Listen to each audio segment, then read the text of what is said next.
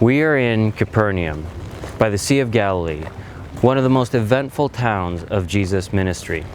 This town was often referred to in the Gospels as Jesus' home because he spent so much time in the house of Peter.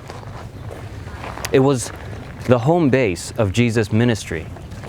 Close to this town, there was a road that led to Damascus, which made this town a bustling place for trade and commerce. In Jesus' time, this would have been the ideal location for Jesus to perform his ministry, because his miracles could reach vast expanses of the Roman Empire. In fact, this is where Jesus performed many of his miracles. One can only imagine what this town would have been like during Jesus' ministry. As a working town, busy with trade, people would have been buzzing, knowing that something very remarkable and special was happening here. In this region, a movement began that changed the world. This movement was first known as the Way, and it began with Jesus calling his first disciples in this very area. This is where Jesus healed Peter's mother. This is where he healed a paralytic and drove out a demon.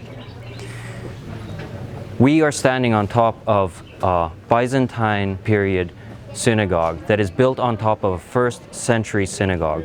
This synagogue is very likely the same synagogue in which Jesus taught, where he drove out a demon-possessed man. The created world is temporary. Life is fragile and fades over time, as the Apostle Paul says. For the creation was subjected to futility, not willingly, but because of him who subjected it in hope. Because the creation itself also will be delivered from the bondage of corruption into the glorious liberty of the children of God. For we know that the whole creation groans and labors with birth pangs until now. This bondage of creation all originates from the curse in the Garden of Eden, because of mankind's choice to live life under his own terms. Jesus shows us in the gospel accounts that he is the master of creation, and that he has the power to reverse the decay of creation.